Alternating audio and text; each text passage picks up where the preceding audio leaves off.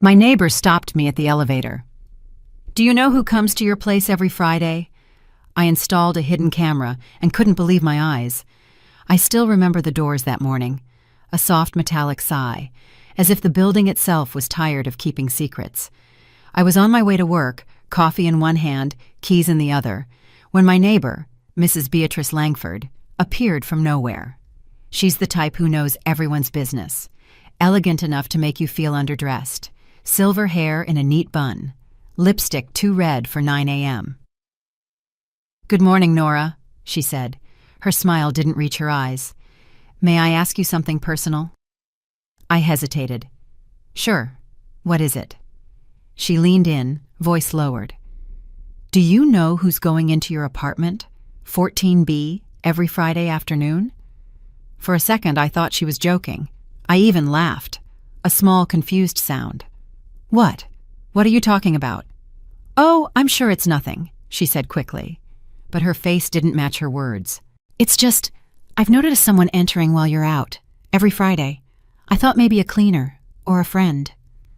My fingers tightened around the coffee cup. "No. No one has a key except my husband and me." She nodded slowly, like confirming something she already knew. "Well, maybe check. You can't be too careful, dear." The elevator arrived.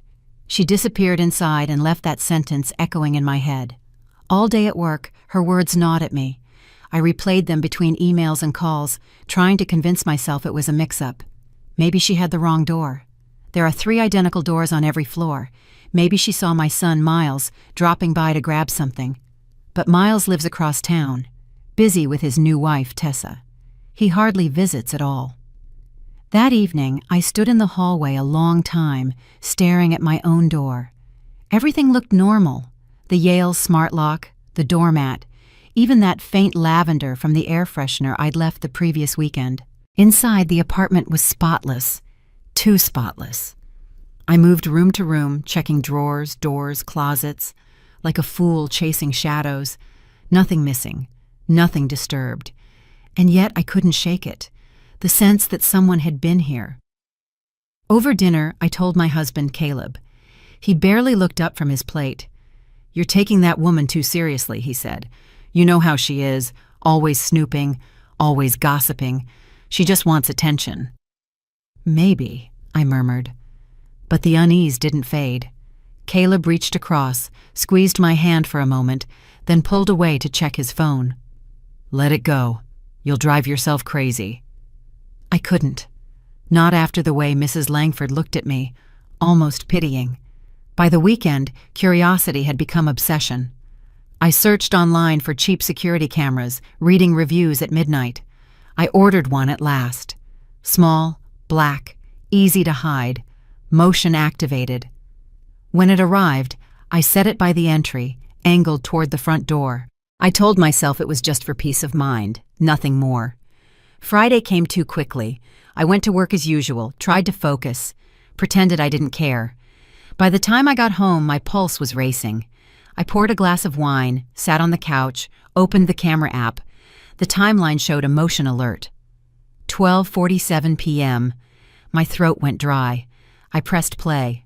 The front door opened. Someone stepped in, slow, confident. I froze. The figure moved into the light, and for a moment I couldn't breathe. It was Tessa, my son's wife, her long blonde hair tied back, a small tote in her hand. She looked around to make sure no one was home, then walked straight to the bedroom. I watched, paralyzed, as she opened my dresser drawer. She wasn't stealing. She was placing something inside, a teal velvet box. Then she took out a perfume bottle, misted the air, bergamot and cedar, smiled faintly, and left. The video ended. I couldn't move. The sound of my own breathing filled the room. My hands shook so hard I nearly dropped the phone. Why would Tessa come here? And why Fridays? I wanted to confront her at once, but something stopped me. A strange animal fear. Instead, I replayed the video. Then again. Her expression wasn't guilty. It was calm, deliberate, like someone following a routine. I hardly slept that night. Every sound felt wrong. The hum of the refrigerator, the ticking clock. I lay beside Caleb, already asleep. his phone a dull glow on the nightstand. My thoughts spiraled. What if he knew? What if they both knew? By morning, I told myself there had to be an explanation, a misunderstanding, a reason that would make sense. Maybe she left a note for Miles. Maybe she thought it was his place. But when I checked the drawer where she'd put the box, my heart stopped. It was gone. Completely gone. I sat on the edge of the bed, staring at my hands. The air felt heavier, thicker, and I realized something terrifying. Someone had come again after she left. Someone who knew I'd look. Later that day, passing Mrs. Langford in the hall, she smiled her bright, familiar smile. "Everything all right, dear?" she asked sweetly. "Yes," I managed, forcing it. "Everything's fine." She tilted her head, eyes like glass. "Good. I'm glad you're keeping an eye on things." As the elevator doors closed behind her, I felt it. The first real stab of fear. Not fear of what I'd seen, fear of what I hadn't found yet. The next morning, the world felt colder. Sunlight through the curtains looked pale and far away, as if it didn't want to touch me. I sat at the kitchen table, staring at untouched coffee. Yesterday's video kept looping in my head. Tessa's calm face, her careful movements, the soft click of the drawer, the velvet box, gone.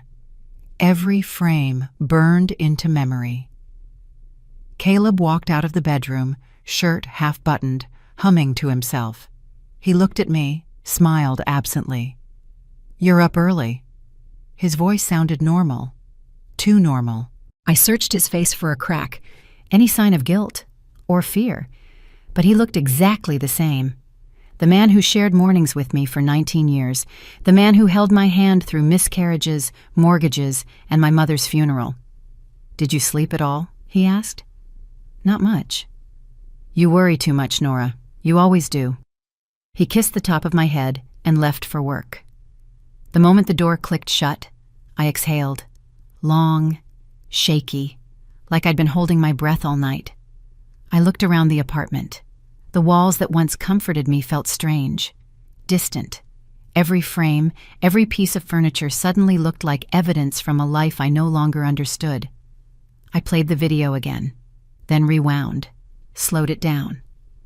In one frame, right before Tessa left, she turned toward the bedroom mirror and smiled. Not the friendly daughter-in-law smile I'd seen 100 times. A quiet, satisfied smile, almost intimate. The thought rose up before I could stop it. She wasn't alone in this. The thought was too big to face all at once. I paced the living room, hands shaking. I opened the closet, checked the drawer again. Empty. The velvet box was gone, and the space it left was worse than anything you could hold. It was the absence of trust, of safety. By noon, I stopped crying. Something inside me went still, and the stillness felt like strength. Pain burned itself into clarity. I opened my computer and created a new folder. Friday Files. I saved the video, renamed it Record 1. Then I copied it to a USB, labeled Friday Ledger, and hid it in the lining of my coat pocket. For hours I sat in silence, making lists. Who had access to the apartment? The exact times Caleb said he was at work. Tessa's part-time teaching schedule at Seattle Community College. I wasn't a detective. I was just a middle-aged woman with trembling hands and a lifetime of routine. But suddenly, routine was a weapon. I knew everyone's habits. I knew when Caleb's car left the garage, which days Miles called, what Tessa posted online. I could trace them without them ever knowing. I checked my phone, old texts, messages, photos. 2 months ago, Tessa had written, "Thank you for trusting me with the spare key. It's so much easier to pick up Miles's things on Fridays." Friday. The word twisted like a blade. I remembered that day. She brought a pie. She smiled, said Miles forgot a few old boxes. Caleb encouraged me to hand her the key, said she was family. I smiled back, proud of being generous. Foolish. The truth didn't arrive like thunder. It arrived like a slow, steady cut. They were lying to me together. Caleb knew. Tessa came because he allowed it, maybe even invited it. The thought didn't make me scream, didn't make me throw anything. It made me quiet. That night when Caleb came home, I watched him like a stranger on a train, curious, detached, studying every move. He talked about work, dinner, a possible trip to see Miles next month. He didn't notice that I hardly spoke. "You look pale," he said at last. "You sure you're okay?" "Just tired," I said. And for the first time in our marriage, the lie didn't taste bitter. It tasted necessary. After he fell asleep, I sat alone in the dark living room. The city hummed outside, distant, uncaring. I looked at our wedding photo on the shelf. Caleb's arm around me, both of us smiling, like life couldn't be shaken. I felt nothing, no love, no hatred, just the hollow clarity of truth. It wasn't revenge yet, not fully. It was about reclaiming my home, my mind. They thought they could make me doubt myself, like I was some fragile woman slipping from reality. But I wasn't broken. Not anymore. I opened my blue leather notebook and wrote, slow and steady, "Keep pretending everything is fine. Gather proof, not emotion. Do not confront until ready." It was the first plan I'd made in years that was entirely for me. I went to bed at 2 a.m., body exhausted, mind sharp. I lay beside Caleb. His soft snore filled the dark. I realized I wasn't afraid of him anymore, not of what he could do, or say, or hide. The fear had changed shape. It had become focus, precise, calm, waiting. At dawn, I felt different. Not lighter, not happier, solid. My heart still ached, but the ache had direction. I looked in the mirror at the lines around my eyes, the tired woman staring back. "You're not crazy," I whispered. "You're waking up."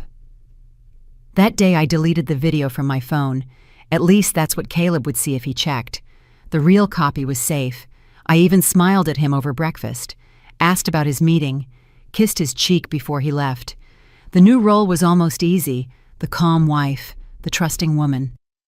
Underneath, a different version of me was growing. Quiet, calculating, determined. He had no idea the woman standing in front of him wasn't his wife anymore. She was the beginning of his reckoning. By the following week, my fear had turned into something else, precision. I moved through the day like rehearsing a performance. Every smile, every nod, every casual line was part of a script only I knew. Caleb suspected nothing.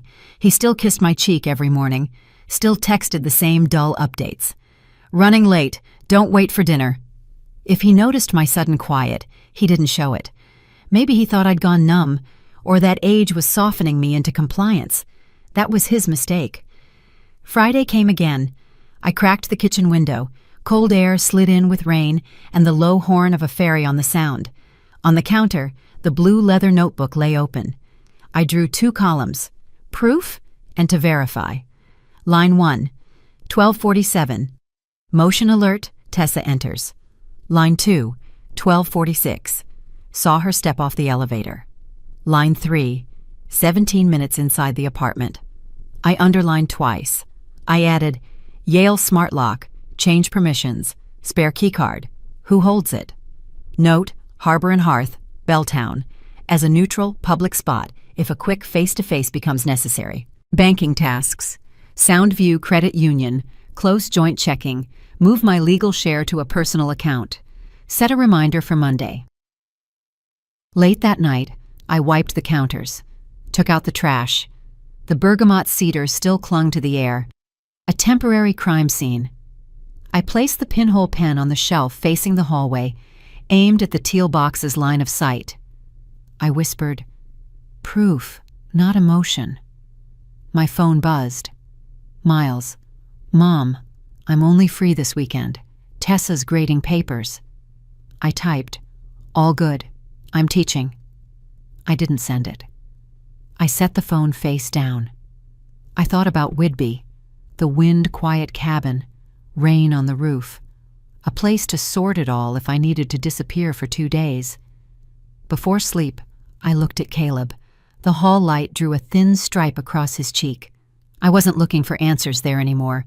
I would write them myself, clearly, timestamp by timestamp, line by line in Friday Ledger, and when the elevator sighed again next week, I'd be ready to listen. I worked from home that day, pretended I had a mild cold.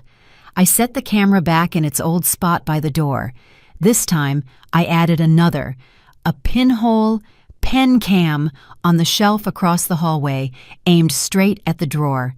At noon, I locked the Yale smart lock, left 14B, and drove around the block. My hands shook. My mind was clear.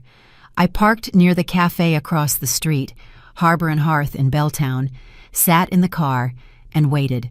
15 minutes, 25, 30.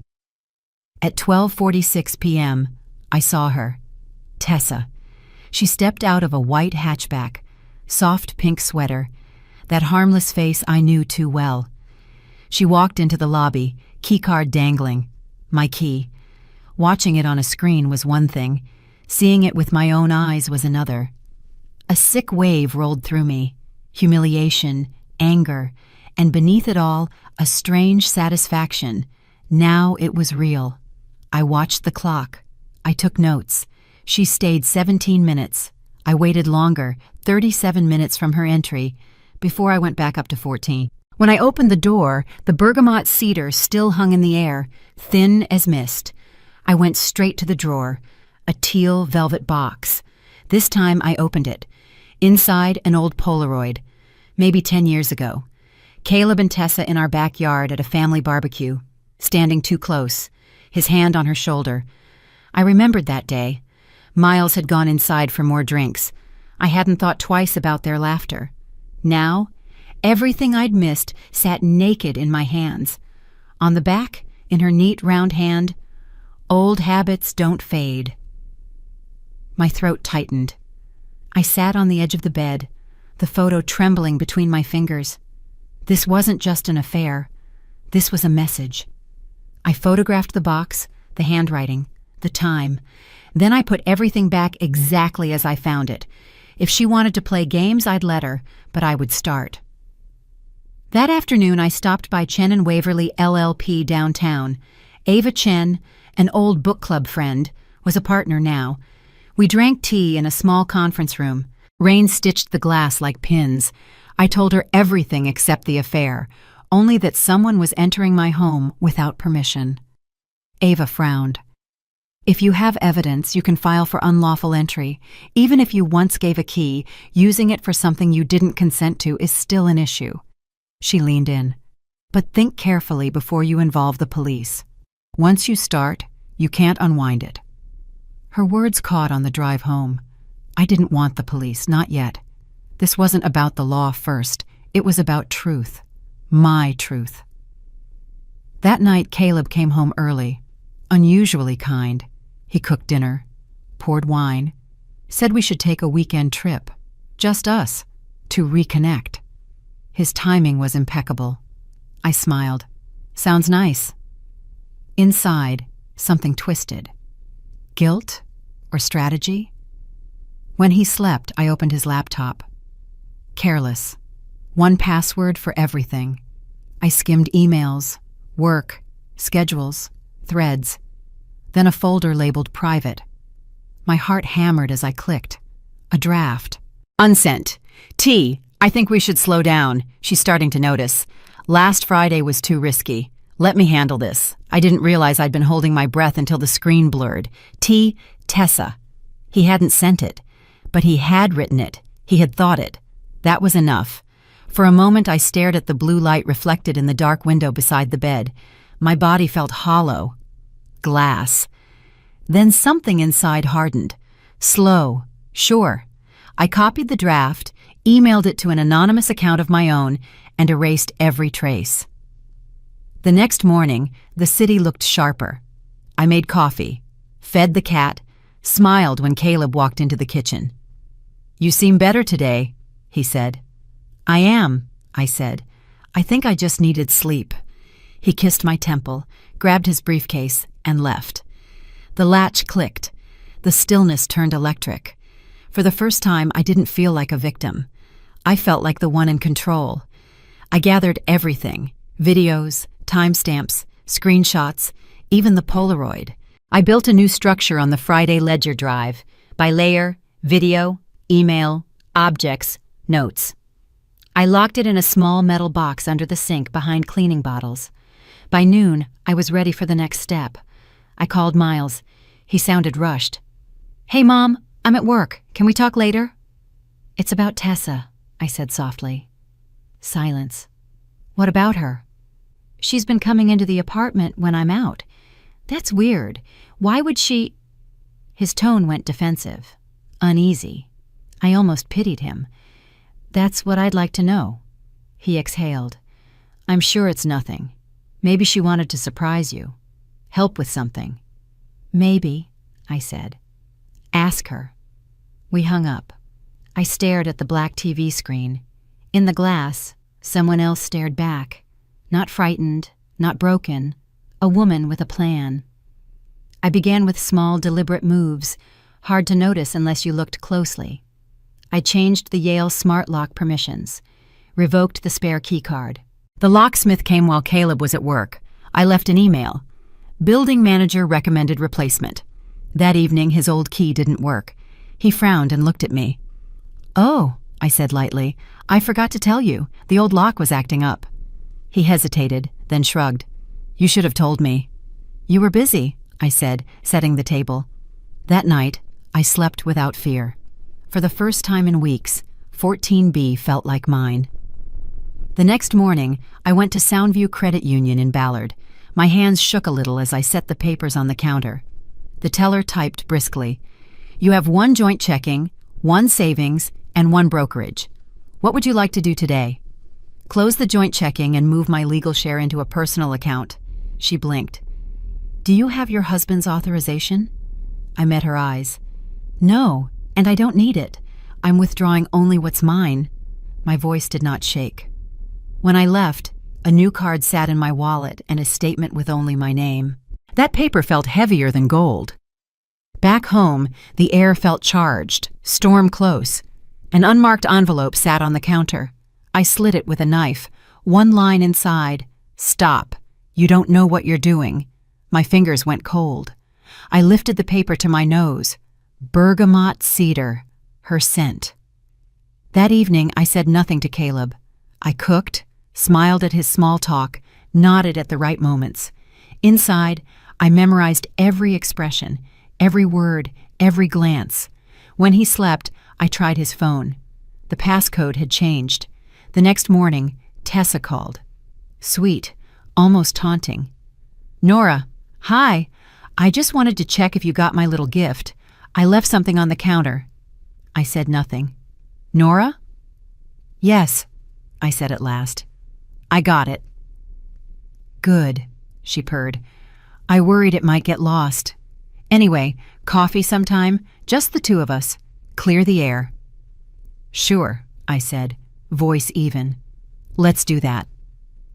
The next day, we met at Harbor and Hearth. She arrived flawless. Hair perfect, dress pressed, lipstick immaculate. She looked like innocence. Only her eyes told another story. "Nora," she said as she sat, "I feel tension between us. I don't want that. We're family." I stirred my coffee slowly. "You've been in my home multiple times without permission," I said. She smiled faintly. "Oh, come on. You gave me the keycard to help Miles." "I said to help Miles, not to sneak in when I'm gone." Her smile widened. "Sneak in? Such an ugly word. Maybe you're just imagining things." I leaned in, voice low, controlled. "I saw you on camera, Tessa." For the first time, her smile sagged. A small crack, but enough. She blinked, glanced away, then back. "Then you should delete it," she said softly. "For your own good." I held her gaze. "I already did." She studied me, hunting for a weakness. Finding none, she picked up her bag and stood. "You're making a mistake," she said. "You don't know who you're dealing with." "Neither do you," I said. She left.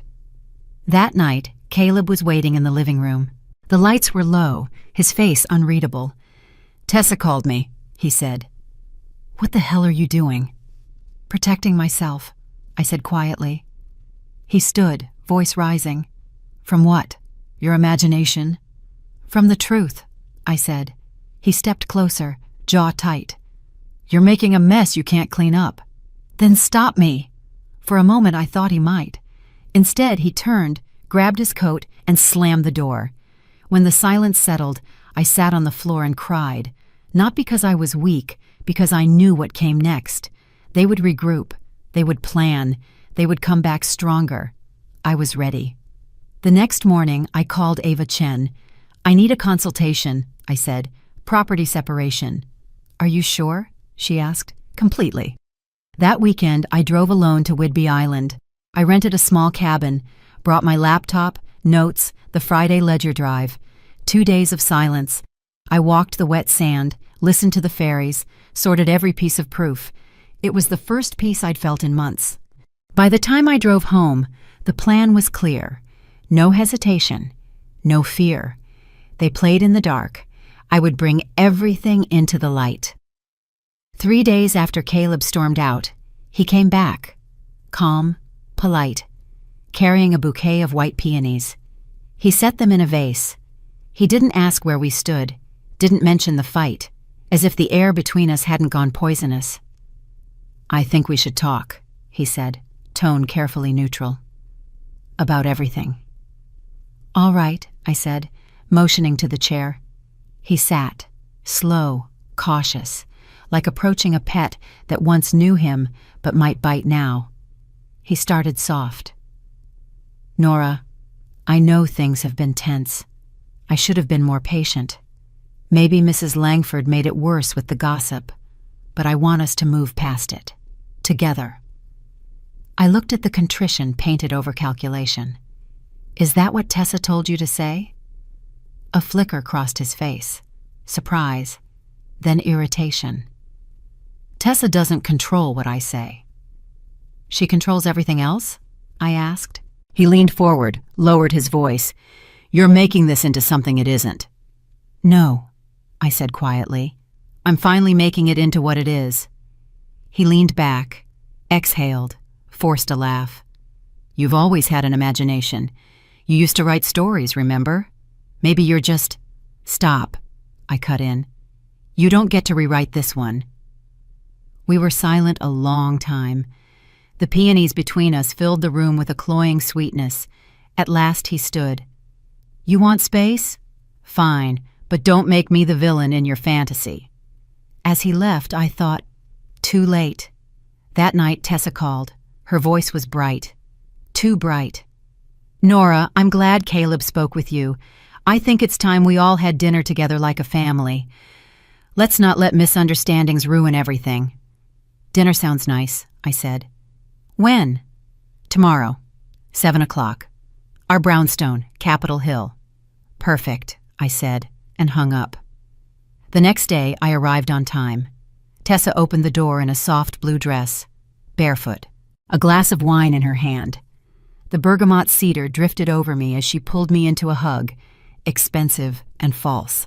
Caleb was at the counter pouring drinks, smiling like a man determined to erase history. Miles was there too, restless, anxious, unaware he was seated in a nest of snakes. Dinner started polite. Conversation stayed on neutral ground. Weather, work, Miles's promotion. Then Tessa leaned in, chin on her hand. "You know, Nora, I've been thinking about the camera. It must have been a misunderstanding. Maybe a cleaner." "I don't hire a cleaner," I said softly. Her smile didn't flicker. "Right. I mean, maybe Caleb—" "I didn't," Caleb said quickly, glancing at me, then at her. "Then maybe someone has a copy of the key card," she offered sweetly. I set my fork down. "Maybe someone does." The silence turned heavy. Miles looked from face to face, confused. "What are we talking about?" "Nothing," Caleb snapped. "Something," I corrected. Tessa stood, forcing a laugh. "You know what? I think we're all just tired. Nora, let's not dig up the past." "The past keeps digging itself up," I said. "Every Friday, to be exact." Her smile froze. Caleb's voice hardened. "Enough." I looked at him. "You want enough? Then tell him." I nodded toward Miles. "Tell your son who you are, or I will." Caleb's face drained. Tessa's hand clamped onto his arm. "Nora," she whispered, "you don't want to do this. Think of your family." "My family?" I said. "You mean the one you've been dismantling piece by piece?" Miles shot to his feet. "What the hell is going on?" Caleb turned to him, desperate. "It's not what your mother thinks," Tessa cut in fast. "She's stressed. She's imagining things. You know how she—" I laughed. Short, cold. They both flinched. "You should have deleted that draft email, Caleb. I think we should slow down, remember?" Tessa's hand slipped from his arm. Miles's eyes widened. "Dad." Caleb's lips moved, but no words came. I stood. "Enjoy your dinner." I left before they could stop me.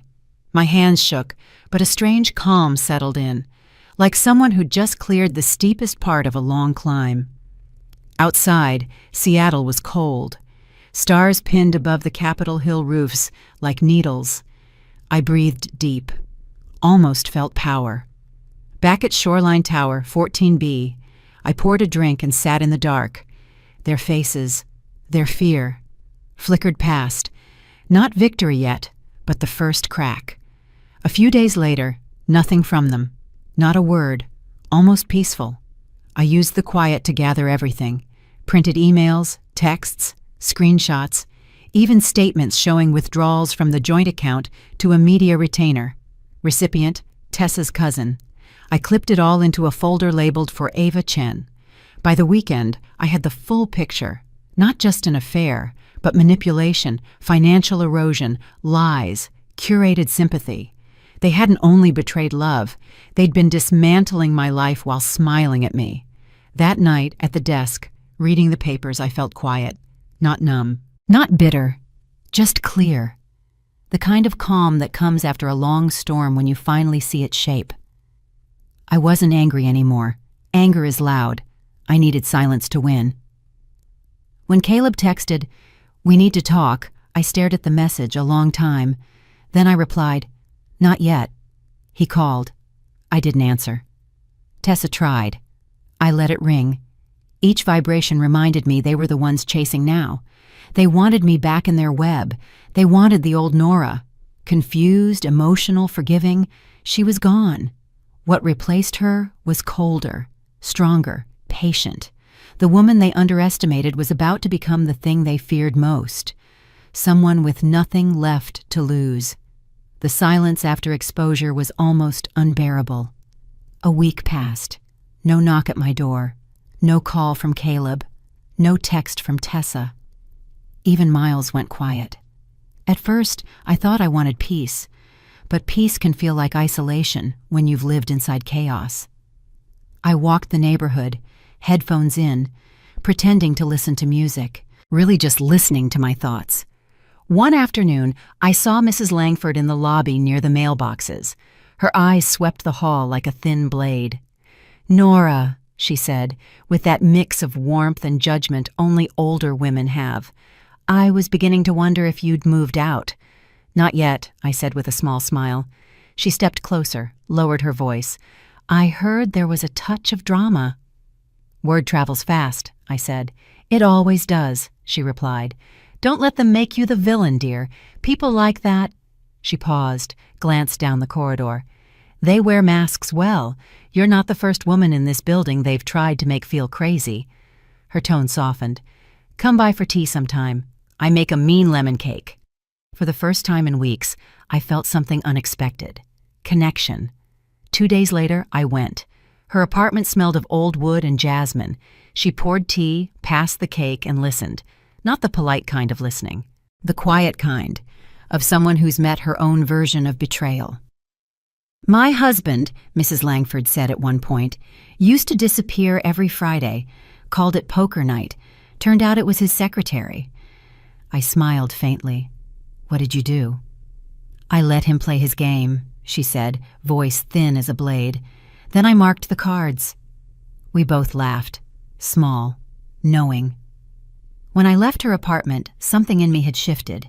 Not forgiveness, not closure, strength. She reminded me I wasn't alone. Women like us survive by watching, by waiting for the beat, and striking when it's time. That night, I slept through for the first time in months. The next afternoon, just as I was about to leave for groceries, there was a knock. I opened the door. Caleb stood there with a bottle of wine. Behind him, Tessa hovered in the hall's shadow, her smile so soft it slipped right off. "Maybe it's time to move forward," they said, conciliatory tones, the melody predators use when they're tired. "All right," I said, stepping aside. "Come in." They sat at the table like actors in a play mid-scene. Caleb poured 3 glasses, handed one to me. I didn't touch it. Tessa began. "Nora, I know you're hurt. We both made mistakes, but destroying this family won't make you feel better." I tilted my head. "Destroying? I'm not the one who dug everything up." Caleb exhaled, rubbed his temples. "We can fix this if we trust each other again." I laughed very softly. "Trust? You mean the kind that disappears every Friday?" Caleb's eyes sharpened. "Enough." Tessa's eyes flashed, then she wrapped it back in a smile. "Please, Nora, we're adults. You can't hold on to resentment forever. It will eat you alive." Her words were so polished that for a second I almost admired the craft. "Resentment?" I said. "No, I call it memory." Tessa's jaw tightened. "You don't know everything. Then enlighten me." Caleb stood, his tone turning firm. "Listen, we all made mistakes. You can't punish us forever." I stood too, cold, clear. "I'm not punishing you. I'm protecting myself." Tessa's mask cracked. "You think you can erase us? Make us disappear?" I smiled. "No, Tessa. You'll do that yourselves." Caleb slammed his glass on the table. Wine splashed the bouquet of white peonies, red spreading like cranberry on the petals. So symbolic it was almost too on the nose. "Insane," he snarled. "Maybe," I said, "but I'm insane with evidence." Tessa grabbed her bag, face gone pale. "You'll regret this," she hissed. "I already regret knowing you," I said. They left. The door slammed. The sound echoed like a gunshot. When the quiet returned, my heartbeat slowed. I was afraid, yes, but it was a clean fear. Sharp. Steadying. It didn't weaken me. It anchored me. That evening I went to Mrs. Langford's. She didn't ask questions. She handed me tea. "Let me sit." "You look like you've seen ghosts," she said. "I have," I whispered, "and they were alive." She chuckled softly. "Then it's time to bury them, too." That night, I opened the blue leather notebook, but not for lists, for a statement, dates, actions, words. I began building a record, not just for Ava Chen, but for myself. A map of the ground I had covered and how far I was willing to go. Writing no longer felt like desperation. It felt like purification. Each line took a little of their power away and returned it to me. Near midnight, I closed the notebook, whispered into the room, "They think I'm afraid." The apartment answered with a thin, steady hum. "I'm not afraid," I said louder, and for the first time, I believed it. It happened on a Friday. The day began like any other. Seattle gray, a fine rain, the city moving in its quiet rhythm. I woke early, made coffee, stood at the window and watched the streetlights fade. There was something electric in the air, inevitable. I didn't plan what happened next. Maybe everything had been pushing toward it. Near noon, Ava Chen called. "I filed the initial petition," she said. "They'll be served next week." "Thank you," I said, voice steady. "Nora," she added carefully, "once this starts, you can't go back." "I don't want to go back." I hung up and looked around Shoreline Tower. 14B, the apartment that had held my worst humiliation and my rebirth. Everything was in order. Cameras removed. The Friday ledger drive tucked under the sink behind the metal cleaners. I was ready. At 3:00 p.m., a knock. Not polite, not hesitant, firm, deliberate. I opened the door. Caleb stood there, face pale, jaw clenched. Tessa behind him, eyes red from crying, or performing. "Can we come in?" he asked. I stepped aside. Of course. Been a while since Friday, hasn't it? He didn't answer. They sat on the sofa, smaller than I remembered. Caleb cleared his throat. Ava Chen called me, he said. She told me about the petition. Good, I said. Saves me the trouble. Nora, Tessa began, this has gone too far. Divorce, legal filings. What are you trying to prove? That actions have consequences, I said. Caleb leaned forward. You're destroying everything. The house, the finances. Miles will never forgive you. I smiled slightly. Miles already knows. They froze. I told him yesterday. He didn't believe me at first. He will. He'll see the emails, the recordings. He'll see who you both are. Tessa's composure cracked. You didn't do that. I did. Her mouth opened, but no sound came. She looked to Caleb. He was staring at me. Not angry anymore. Afraid. What do you want? He asked at last. The truth, I said simply. Say it. Right now. He hesitated. His face hardened. It's over, Nora. Saying it won't change anything. Say it. Fine, he snapped. Yes, I was with her. It happened. Is that enough? It shouldn't have. Don't, Tessa trembled. He turned to her. Don't what? Lie again? Pretend it didn't? You promised. I promised a lot of things, he said, bitter. None of them held. I watched in silence. The confession, raw, ugly. They were unraveling under their own words. Tessa sprang up, pacing. You think you've won, don't you? Think this makes you better? You were never enough for him, Nora. That's why he came to me. I didn't move. Then why are your hands shaking? She stalled. The hand holding her wine glass trembled. Because you turned this into a nightmare, she shouted. You won't let go. You're obsessed. Maybe, I said softly. But at least I don't need to lie to breathe. Caleb slammed his palm on the table. Stop it, both of you. His voice cracked. You've turned this into hell. I looked at him, calm as ice. No, Caleb. You did that years ago. I just turned on the lights. He stared, eyes wild, like a man realizing he was trapped. You think anyone will believe you? They don't have to, I said. The evidence speaks. Tessa's voice fell to a whisper. You'll regret this, Nora. You don't know how cruel I can be. Oh, I do, I said. I've watched you practice. She went quiet.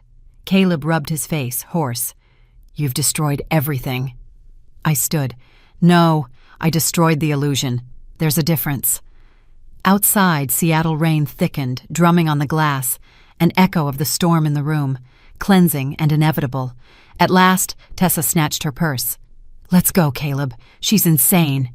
He didn't move. His eyes stayed on me. You planned all of this? Yes, and that's why it worked. He rose slowly, shoulders sagging. You'll be alone, Nora. You'll end up with nothing. I met his eyes. Nothing is better than living in your lie. They left, slamming the door so hard the frame shook. I stood still, breathing in the quiet that followed. Not peace. Aftermath. The air thick, charged by what had just broken. I poured water, sat at the table. My hands didn't shake. My heart didn't race. I felt empty, a clean emptiness, like the space left after you throw poison away. That night, Miles called. His voice was small, confused. Mom, I talked to Dad. He admitted it, all of it. I don't know what to say. Don't say anything, I said. Just live differently than he did. A long pause. Then softly, I'm proud of you. When the call ended, I sat a long time, watching the rain smear the window. My reflection looked back, calm, unflinching, unfamiliar. For the first time, I saw the shape of victory. Not joy, not relief, the absence of fear. The masks were gone, the truth was out. What remained was mine. The hearing at King County Courthouse came faster than anyone expected. Caleb tried to stall. His lawyer filed motion after motion to drag it out, to grind me down. But Ava Chen was quiet steel. She prepared every document, every timestamp, every image. I barely had to speak. The evidence did. On the day, I dressed simply. Black suit, hair pulled back, no jewelry. I wanted to look like the truth itself. Calm, unadorned, undeniable. Tessa sat 2 rows behind Caleb, pretending she wasn't there for him. Gray dress, face composed to the point of strain, fingers twisting her sleeve.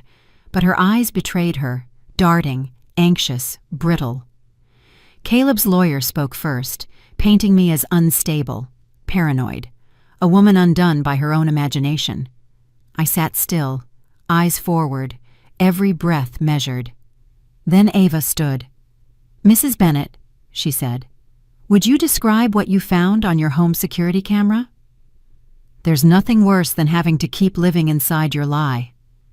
They left together, slamming the door hard enough to rattle the frame. I stood still, listened to the space that followed. Not quite peace.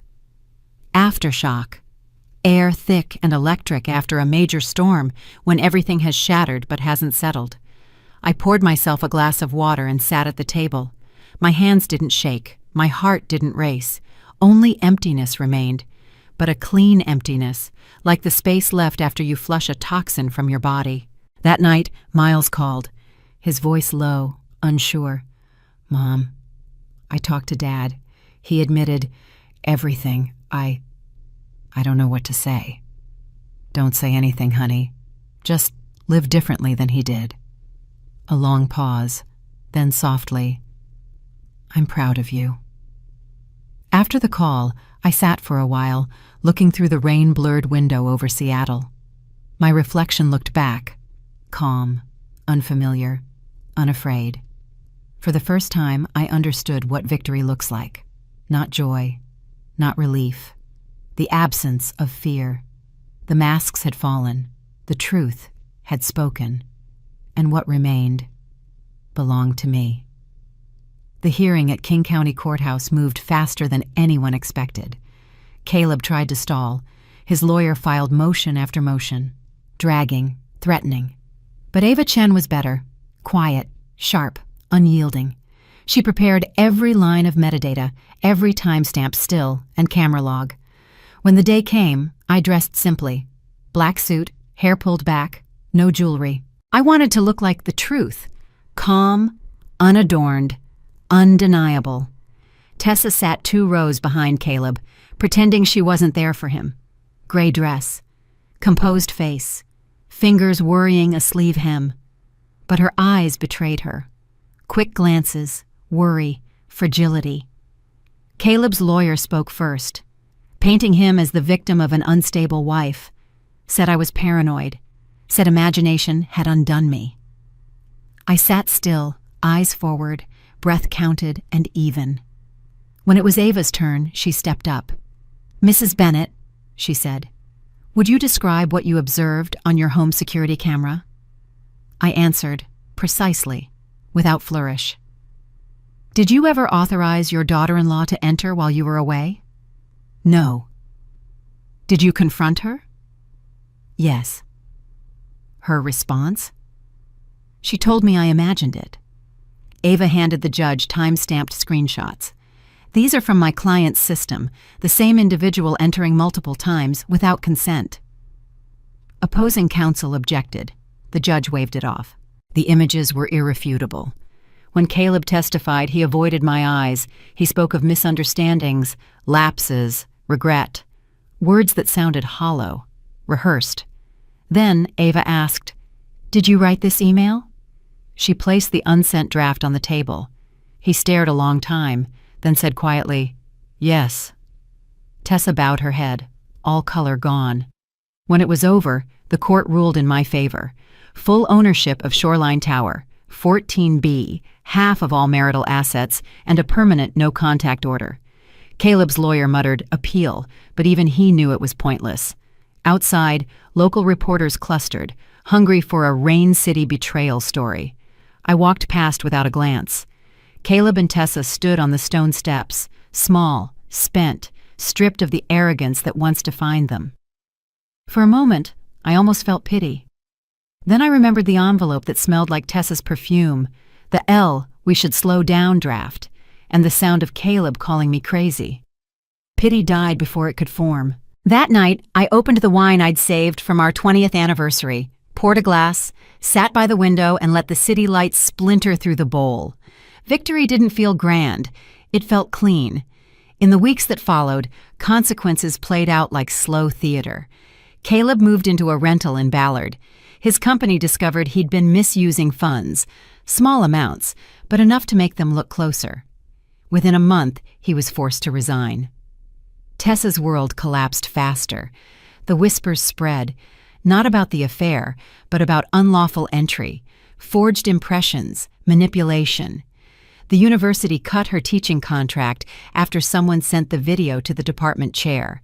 Nothing public, but the quiet kind of ruin was enough. I didn't lift a finger. I didn't need to. Truth, once released, finds its own way. One afternoon, an unaddressed envelope arrived. Handwriting I knew instantly. Caleb's. "Nora, I hope you're satisfied. You've taken everything. I'm in a motel now. Miles won't pick up. Tessa's gone. I don't blame you anymore. You were right about everything. I just didn't think you'd go this far. I guess you won." I folded the letter neatly, slid it into the bottom drawer beside the Friday Ledger USB. I didn't need to reply. The next weekend, Miles came by. He looked tired, older somehow, as if the whole storm had added years to his face overnight. He hugged me for a long time. "I don't know how you did it," he said quietly.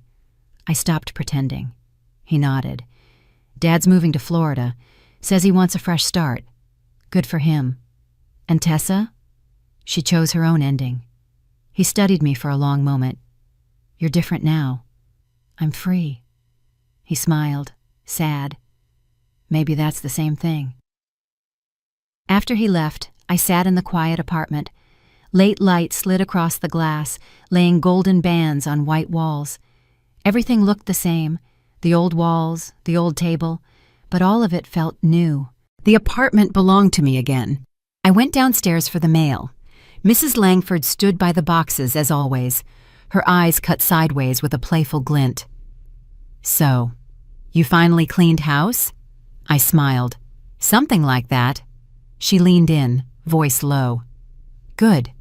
They never expect women like us to win." I smiled back. Then they should start learning. On the way up, I paused at the hallway window. The city spread below in silver blue light, steady and quiet. My reflection met mine, the woman I used to be, afraid, apologizing for existing. Gone. Someone else remained, sharper, stiller, steadier. It wasn't happiness, it was justice, the kind that doesn't need applause, only silence. Caleb and Tessa had built their world out of lies. I tore it down with the truth, and the rubble suited them better than any sentence ever could. Strange how silence changes shape. Months ago it was suffocating. Now it is light, deliberate, chosen. The world hadn't changed. I had. It's been nearly half a year since the hearing. Life has a rhythm again. Not joy, but peace. I rise early, draw the curtains, let the morning spill across the kitchen floor. The apartment recognizes me as its rightful owner.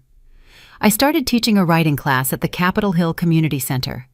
It began as a small volunteer thing, a circle of women rebuilding their lives. Some came from divorce, some from loss, some from silences deeper than mine. I don't tell them my whole story. I don't need to. They hear it in the way I listen, in the steadiness of my voice. On Fridays, I still make coffee at 1 o'clock, a quiet ritual. Sometimes habit turns my eyes toward the door. No one comes anymore. New locks, old ghosts gone. Friday has become just another day. Miles visits more often. He brings photos of his new place, stories about coworkers, and sometimes just sits. We don't need to fill the quiet. The crack between us has healed into a scar, visible but closed. He rarely mentions his father. Last I heard, Caleb sold his last car and moved to Naples, Florida. Sometimes he emails, polite, distant. I read them. then archive them. No reply needed. I don't hate him anymore. Hate takes energy, and I've given him enough. Tessa, I hear, is still in Seattle. Part-time at a real estate office. Or maybe not. Rain season rumors blur with time. Once, I saw her across the street. Thinner, shoulders folded in, eyes wary, like someone bracing for the next hit. Our eyes met for a second. She looked away. I didn't. I watched her hurry past, tight, tense, and felt nothing. Not triumph, not pity, just the quiet recognition of the one still standing in the rain. The truth didn't set me free. I was free when I stopped fearing it. Some debts repay themselves. Mrs. Langford still greets me in the Shoreline Tower hallway, though her steps are slower now. We trade small things, the weather, the new tenant, the elevator that always sticks between 7 and 8. Sometimes she gives me that knowing smile, the kind that says she remembers everything and doesn't need to say a word. Life has grown smaller and clearer. I tend the peonies on the windowsill. I read before bed. On weekends, I walk the loop around Lake Union. There is a peace in the ordinary, something I once swore I'd never want again. Sometimes I catch my reflection in the glass. A woman, not afraid, not fragile, not waiting for someone else to tell her what is true. Her eyes are steady. Her mouth is calm. I learned that freedom doesn't look like a celebration. It looks like stillness. One evening I drove to the edge of the city, to the same overlook where Caleb and I used to stop on road trips. A high ledge above the Duwamish River, cold wind, heavy gold light. Nothing had changed. The wood railing, the hum of traffic below. I stood there for a while, wind threading my hair. For the first time I let myself think about all of it. Not the pain, but the road that brought me here. It began with a small question in a hallway, in Mrs. Langford's voice. "Do you know who comes to your apartment every Friday?" I smiled at the memory, not bitter, grateful. That sentence burned my old world down. It also built the one I live in now. The sun dropped. The river turned amber. I closed my eyes and breathed in. The air smelled of rain and distant pine. When I opened them, the sky was violet. City lights flickered on like small constellations, each one steady, enough. Driving back, I passed the Belltown Cafe where Tessa once smiled and told me I was imagining things. The sign was gone, windows boarded, building sold. For a moment I thought about stopping. I didn't. Some places deserve to stay closed. At home I poured lavender tea and sat by the window. Outside, Seattle was quiet. Inside, the apartment held the soft scent of dried flowers. I took the blue leather notebook from the drawer, the one that carried the darkest months. I turned to the final page, the one still blank. For the first time, I knew exactly what to write. Friday, 6:47 p.m. No visitors, no ghosts, just me. I closed the notebook. A faint tremor ran through the leather, an ending, clean and right. Down in the courtyard, I saw Mrs. Langford locking her mailbox. She looked up, found me in the window, and gave a small nod. I answered with a small smile. The world kept moving. Buses, footsteps, the faraway metallic hum. In that motion, I found my peace. The war was over. They lost everything, control, image, illusion, and I lost only what never belonged to me. No happy ending, no tragedy either, just truth, clean, sharp, final. The kind that doesn't fade, the kind you can build a new life on. If this story found a little quiet in you, leave it where you're listening. Around here, we do justice by staying quiet.